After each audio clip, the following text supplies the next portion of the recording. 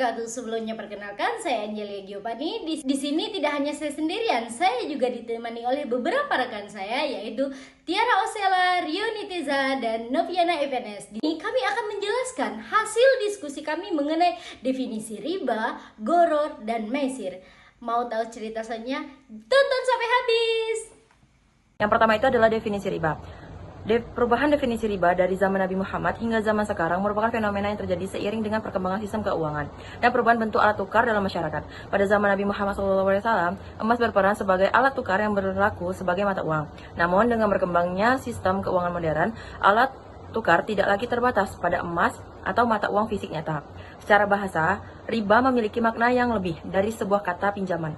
Pertukaran uang adalah kegiatan transaksi yang sangat rentan dengan riba. Yang kedua itu adalah definisi goror.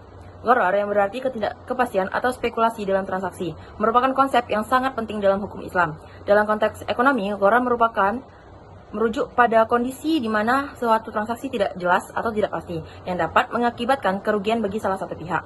Dalam Islam, setiap transaksi diharapkan berjalan dengan transparansi dan kejelasan, sehingga semua pihak yang terlibat dapat memahami hak dan kewajiban mereka. Menghindari goror menjadi krusial untuk memastikan keadilan dalam perdagangan.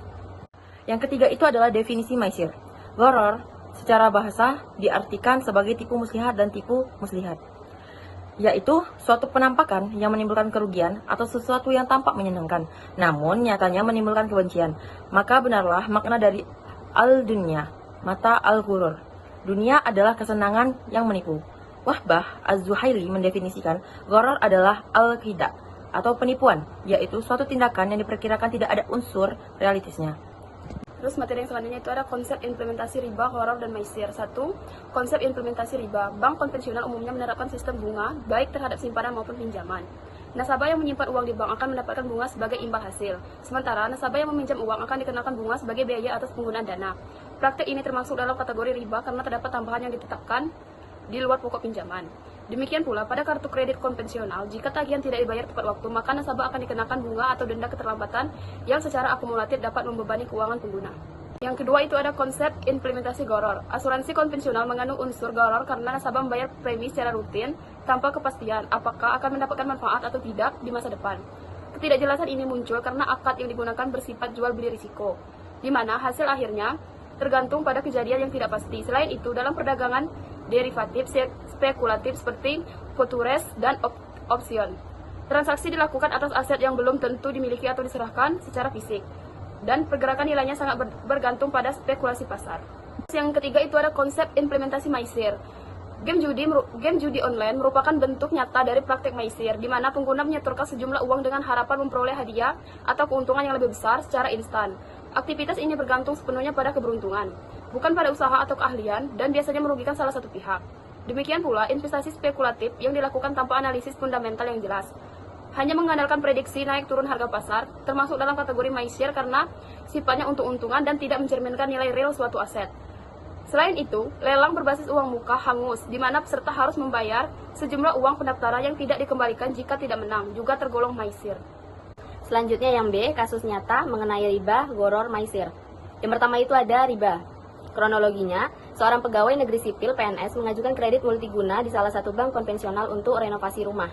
Nilai pinjamannya sebesar 100 juta dengan tenor 5 tahun. Bank menyetujui pinjaman dengan bunga 13% per tahun.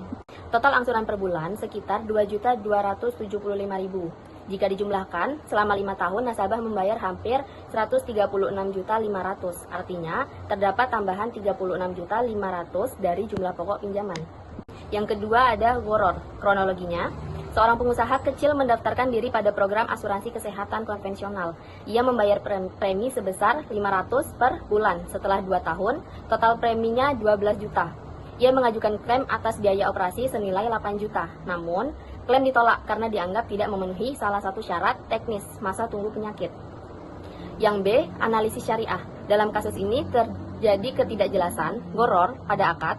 Nasabah tidak mengetahui secara pasti apa saja manfaat yang bisa diterima, kapan saja diklaim, dan dalam kondisi apa klaim ditolak. Premi tetap dibayar setiap bulan meskipun tidak ada jaminan manfaat diperoleh.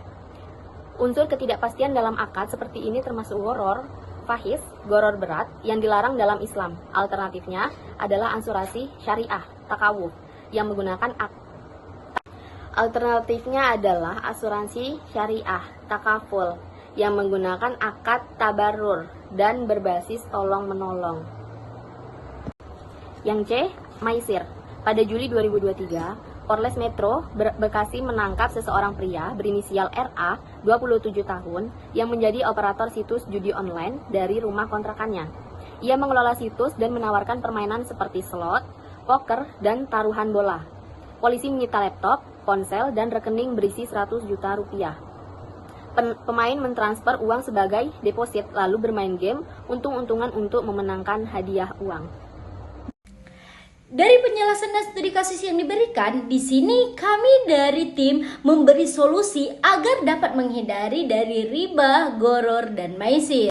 Untuk menghindari riba, hal ini dapat disolusikan yaitu memilih lembaga keuangan syariah seperti lembaga perbankan yaitu bank-bank syariah yang sudah menyebar di seluruh Indonesia ini seperti Bank BSI, Bank Muamalat, dan bank-bank syariah lainnya yang mana mereka menerapkan akad mudharabah, murabahah, dan musyarakah. Selanjutnya yaitu solusi mengenai goror ini, saudara dapat memastikan terlebih dahulu transaksi itu harus secara jelas, harus ada transparansi dan gunakan akad-akad yang sah. Dan selanjutnya yaitu mengenai maisir. Maisir ini saudara dapat menghindari perjudian baik secara online maupun offline yang sudah menyebar di kalangan masyarakat saat ini. Sekian dari kelompok kami. Apabila terdapat kesalahan dan kurangan kata, kami mohon maaf. Kepada Allah kami mohon ampun. Wabillahi taufiq wal hidayah. Wassalamualaikum warahmatullahi wabarakatuh.